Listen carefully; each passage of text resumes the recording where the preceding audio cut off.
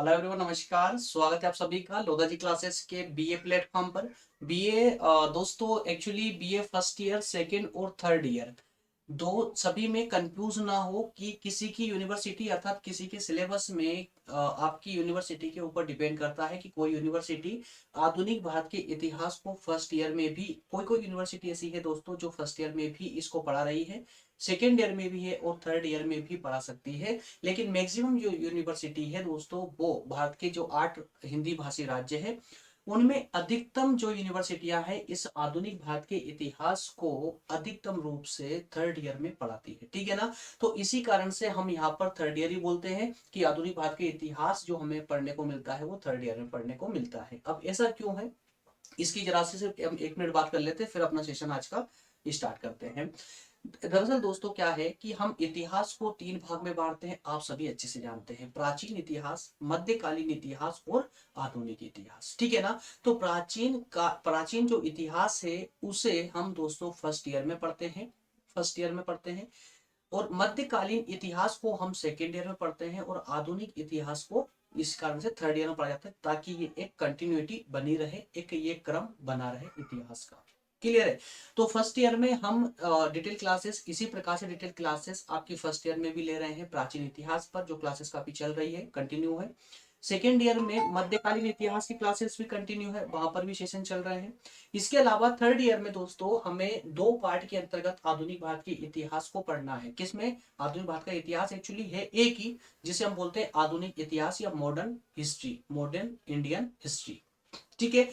लेकिन चूंकि ये एक बड़ा होने के कारण एक काफी बड़ा, एक काफी लेंदी सेशन हो जाता, मतलब काफी लेंदी सब्जेक्ट हो जाता है ये, इस कारण से यूनिवर्सिटी ने, आप कहें कि हम गवर्नमेंट ने ही, सेंट्रल गवर्नमेंट ने इस इतिहास को हमें थर्ड ईयर में 2 पार्ट में पढ़ने के लिए ऑफर किया है। जैसे कि 2 पार्ट मतलब भारत के आधुनिक इतिहास को हमने 2 खंडों में विभाजित कर दिया है। पहला खंड जो है दोस्तों वो है 1740। देखिए यहाँ पर ये स्पष्ट लिखा हुआ भी है ऊपर, यहाँ पर देखिए, ध्यान दीजिए इस पर कि 17 पहले पार्ट में हम पढ़ेंगे 1740 से 1857 तक की कहानी।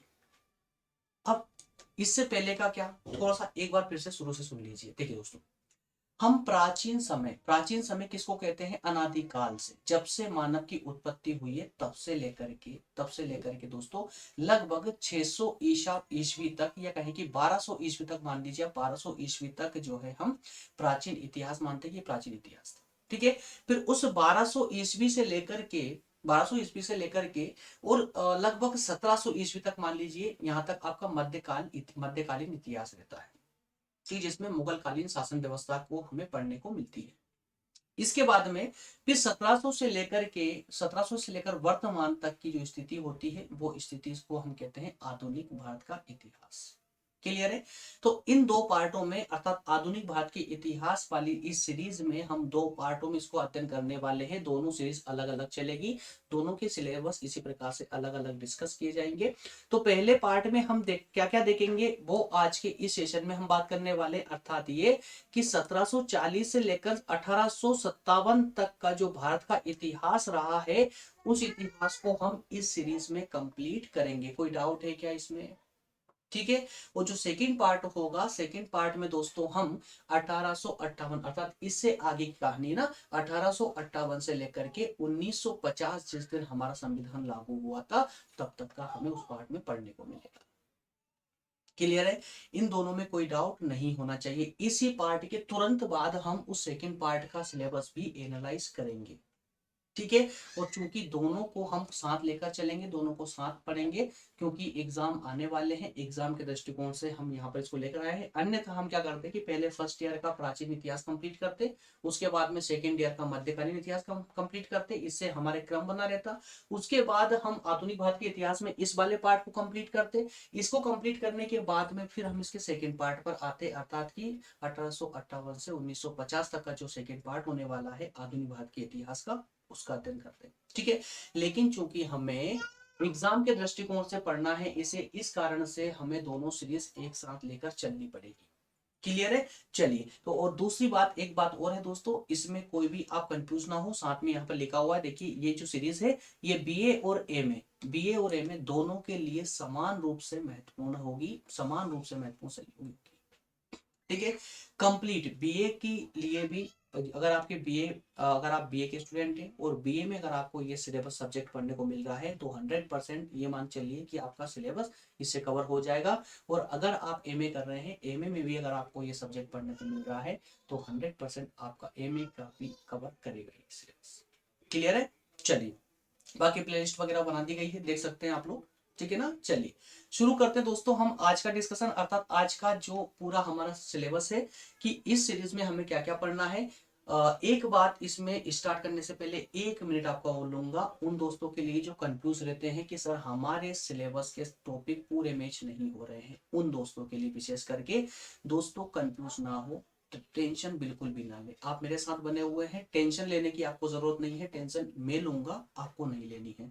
टेंशन ऐसा कि जो टॉपिक हम यहाँ डिस्कस कर रहे हैं, हो सकता है कि आपका जो सिलेबस है उसमें ये सभी टॉपिक इसी क्रम में ना हो, या फिर कुछ टॉपिक हो सकते हैं और कुछ टॉपिक नहीं हो, यहाँ पर एक्स्ट्रा हम डिस्कस कर रहे हैं। तो ऐसे जितने भी दोस्त हैं वो सभी ये काम करेंगे। अभी सिलेबस स्टार्ट, हम इस क्लास को स्टार्ट कर रहे हैं, अभी आप अपनी बुक को लेकर ओपन करके बैठ जाइए और आपके इंडेक्स निकाल लीजिए आपके बुक का। जो जो टॉपिक हम यहाँ डिस्कस कर रहे हैं, जो टॉपिक आपके सिलेबस में है, उन्हें पेंसिल से आप अभी से मार्क कर लें। जो टॉपिक आपको इस सिलेबस में देखने को नहीं मिल रहे हैं, उनको आप कमेंट के माध्यम से या फिर व्हाट्सएप या टेलीग्राम के माध्यम से आप हमें वो सभी टॉपिक बताएं, ताकि इस सीरीज के कंप्लीट होने के बाद में हम उन टॉपिकों को भी कंटिन्यू कर लेंगे। क्लियर है? चलिए अब शुरू करेंगे हमारा आज का डिस्कशन। दोस्तों सबसे पहले हम बात करेंगे, अर्थात फर्स्ट इकाई में सबसे पहले हमारा डिस्कशन होगा 18वीं शताब्दी के बीच में भारत में राजनीतिक प्रवृत्तियां कैसी थी। कहां पर? भारत में। तो 18वीं शताब्दी है ना, 18वीं शताब्दी की हम यह बात कर रहे हैं, इसमें भारत की राजनीतिक स्थिति कैसी थी उस पर चर्चा करेंगे। सेकंड टॉपिक में देखेंगे, अब इसको देखिए पर्टिकुलर पढ़ेंगे। पहले तो हमने एक ओवरऑल एक स्ट्रक्चर के माध्यम से 18वीं शताब्दी में पूरे भारत की राजनीतिक स्थिति का पता कर लिया कि किस प्रकार की लगभग लगभग थी। अब उस समय अर्थात 18वीं शताब्दी में जो जो क्षेत्र भारत के इंपोर्टेंट थे, मतलब राजनीतिक दृष्टि से महत्वपूर्ण थे, आर्थिक दृष्टि से महत्वपूर्ण थे, या विभिन्न दृष्टिकोणों के रूप में जो महत्वपूर्ण थे, उन पर हम सेपरेटली बात करेंगे। जैसे कर्नाटक, कर्नाटक में आंग्ल और फ्रांसीसी संघर्ष हुआ था। भाई कर्नाटक में ही क्यों हुआ था, कहीं और क्यों नहीं हुआ? कई जगह हुआ था। कर्नाटक में भी होने का विशेष कारण था क्योंकि कर्नाटक जो है उस समय राजनीतिक और आर्थिक दोनों दृष्टि से बहुत महत्वपूर्ण प्लेस था। इस कारण से यहाँ पर अंग्रेज और फ्रांसीसियों के बीच में संघर्ष हुआ। वो क्या संघर्ष था उसके बारे में देखेंगे। थर्ड टॉपिक में हम पढ़ेंगे पानीपत का तीसरा युद्ध। अब चूंकि आपको पता होना चाहिए पानीपत के 3 युद्ध हुए थे, प्रथम द्वितीय और तृतीय, लेकिन हम 2 युद्धों के बारे में ना पढ़ते हुए हम यहाँ पर सिर्फ और सिर्फ पानीपत के तीसरे युद्ध पर हम यहाँ पर चर्चा करेंगे। हालांकि एक बेसिक आपकी सिलेबस में सिर्फ तृतीय युद्ध के बारे में कहा गया है, लेकिन हम बेसिकली तीनों युद्धों की बात करते हुए सिलेबस में हम इसको पूरी तरह कंप्लीट करेंगे। ये थर्ड जो तृतीय युद्ध है इसको हम पूरे विस्तार से पढ़ेंगे।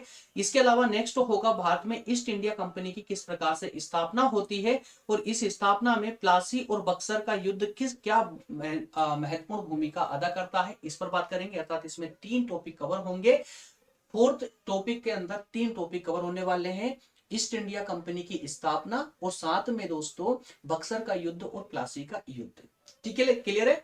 चलिए इसके बाद हम बात करेंगे बंगाल, बिहार, उड़ीसा की दीवानी और द्वैध शासन। तो बंगाल की राजनीतिक स्थिति, आर्थिक स्थिति, ठीक है ना, और कृषि के क्षेत्र में क्या स्थिति थी, उड़ीसा और बिहार, इन तीनों क्षेत्रों का एक साथ अध्ययन करने वाले हैं। और साथ ही साथ में यहाँ पर जो द्वैध शासन लगाया गया था ईस्ट इंडिया कंपनी के द्वारा, उसका भी हम पूरा विस्तार से अध्ययन इसमें करने वाले हैं। क्लियर है? चलिए नेक्स्ट जो यूनिट होगी दोस्तों हमारी, नेक्स्ट यूनिट पर हम बात करेंगे। नेक्स्ट यूनिट होगी, सबसे पहले हम बात करेंगे इसमें वारेन हेस्टिंग तथा लॉर्ड कॉर्नवालिस और इनके द्वारा जो रेगुलेटिंग एक्ट पास किया गया था, पिट्स इंडिया एक्ट आया था, इन पर सबसे पहले बात करेंगे किसकी, वारेन हेस्टिंग की।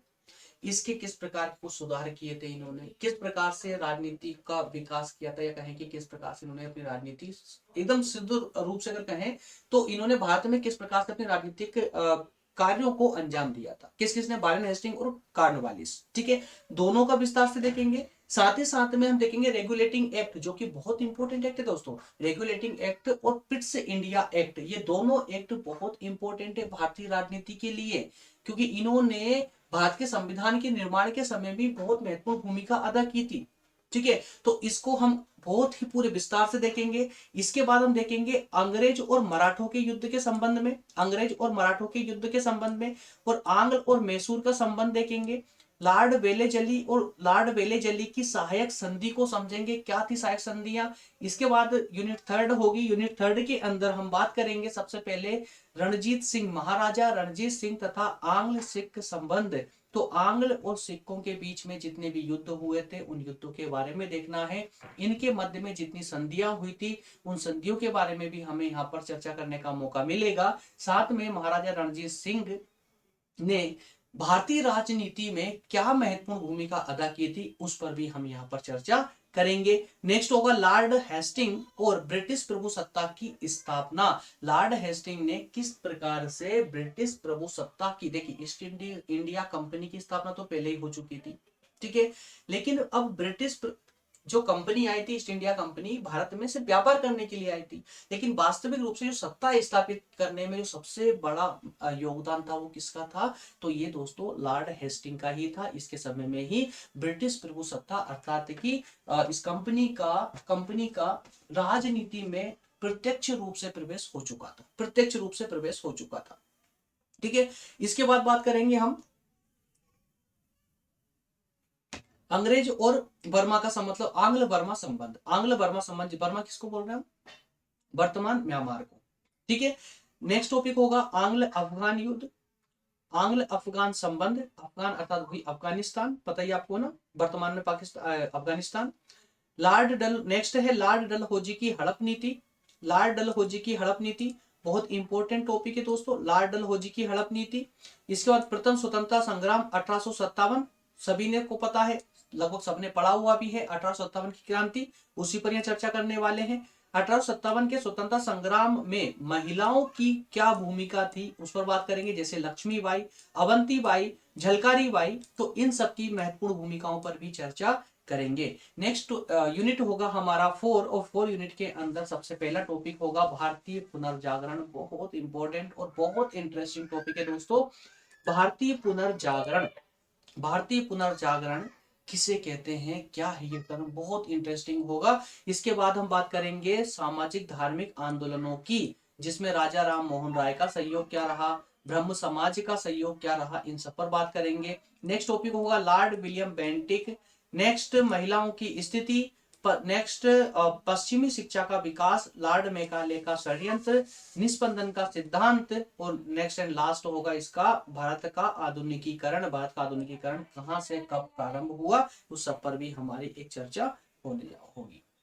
क्लियर है। नेक्स्ट एंड लास्ट यूनिट होगी हमारी यूनिट 5। यूनिट 5 के अंदर दोस्तों हम बात करेंगे सबसे पहले ब्रिटिश भू राजस्व नीति की, और चूंकि आप सभी को पता है कि भारतीय कृषि नीति को अर्थात भारतीय कृषि व्यवस्था को, जो भारत को पूरा जो पंगु बनाने का जो कार्य किया है, ये ईस्ट इंडिया कंपनी की भू राजस्व नीतियों ने ही जो है भारतीय कृषि नीति को पंगु बनाया था। अर्थात कि भारत पहले पूरी तरह से आत्मनिर्भर देश हुआ करता था। क्या हुआ करता था, आत्मनिर्भर देश हुआ करता था।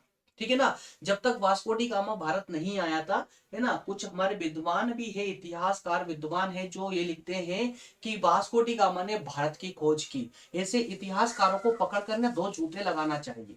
अरे कौन था वो, किसने लिखा यार, किसने कहा कि वास्को डी गामा ने क्या भारत की खोज की, भारत कोई खोया हुआ था क्या, पिद्दू से कुछ टापू था जो खोया हुआ था जिसकी खोज की वास्को डी गामा ने, है ना। इसका मतलब पूरा भारत जो वंशज है किसका वंशज होगा, वास्को डी गामा का।